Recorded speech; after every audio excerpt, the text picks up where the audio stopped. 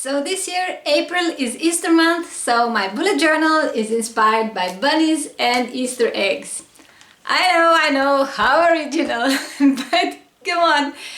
You know I love color. I couldn't let go of the inspiration of Easter eggs, and my kids love the bunny, and it's the year of the rabbit. It just had to be done.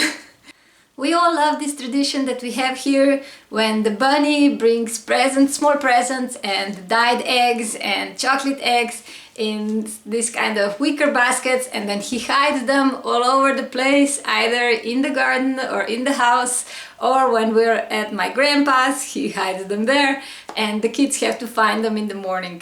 It's so much fun. I definitely recommend doing something like that, even if you just leave a note for your loved one. They will like it a lot. And if you have this tradition, or if you want to do that, I'm sure you could use the monthly planner and the big to-do list that the bunny is holding. Without further ado, let's go to our bullet journal. Let's hop into the new month with bunny, so it's the first one on my cover. Since it's almost Easter, I dedicated this month to Easter eggs and all their glorious colors.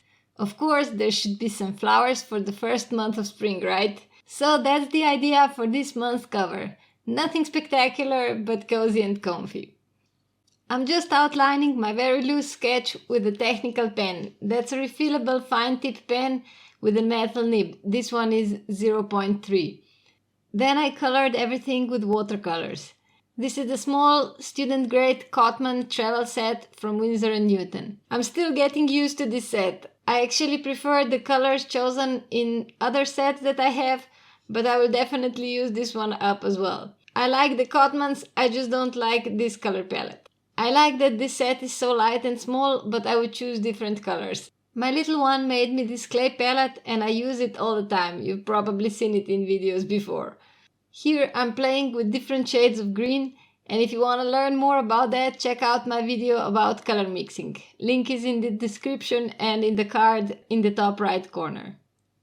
In nature, no two leaves are the exact same color, and I love mixing up different shades. I have yet to master lighting though. But let's take one step at a time. Here I'm just playing with colors. I chose yellows and reds for the flowers and the Easter eggs, since they complement the greens palette nicely. Again, I'm switching between the shades, but I use the same few primary colors to mix them up. That way everything looks a bit more coherent, although I'm a hardcore color junkie, I admit.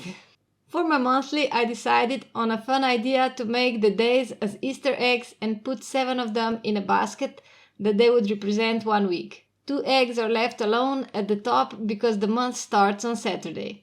I quite like the idea again. I guess my brain likes to solve a puzzle.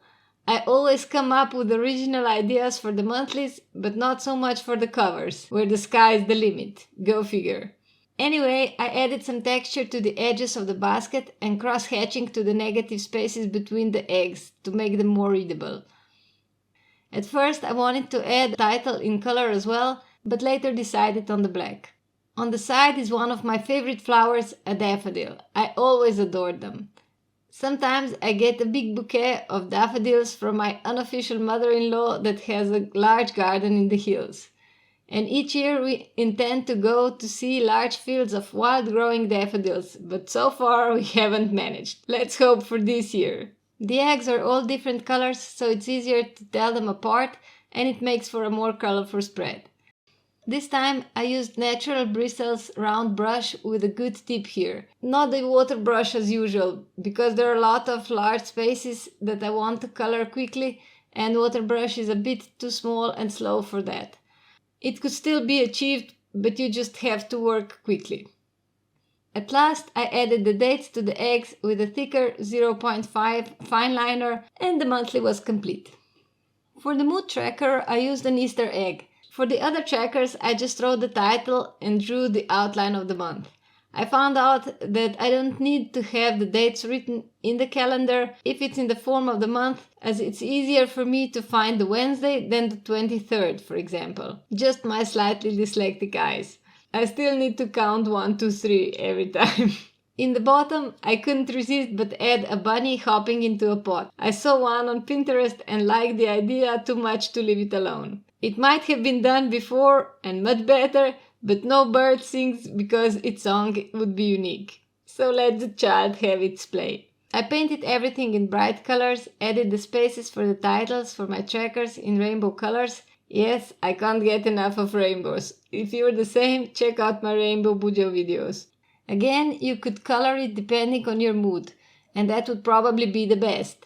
But I really enjoy coloring it, so I do that and then just add texture or draw smiley or frowny faces into my daily spots depending on my mood. Each little section or dot represents one day.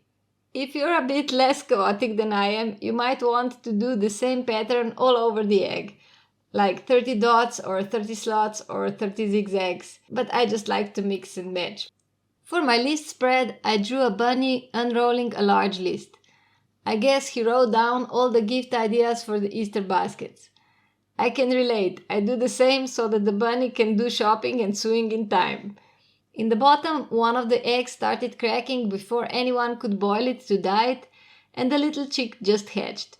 The bunny is beige since it looked better with the color scheme. Besides, I like brown rabbits. When I painted the little bunny, I referenced the colors from the cover to match his fur color. That is not necessary by any means, but I like to keep my characters consistent throughout the month. You could have several bunnies in different shades of jumping around your pages, of course. There's no Easter police coming after you, I promise. The other bunny has his list as well, and he just popped out of the pot he jumped into on the previous page. And here's the final flip through. A month of Easter eggs and happy rabbits to make us happy. Every to-do list looks better with some cute characters and bright colors, right? I hope they brighten up your day. If they did, please give me a like and of course subscribe for more bullet journal and arty crafty nature fun. See you next week with more bunnies in my weeklies, and I wish you a very warm and cozy spring with lots of flowers and not too much pollen for all my allergy friends. Have fun and bye bye!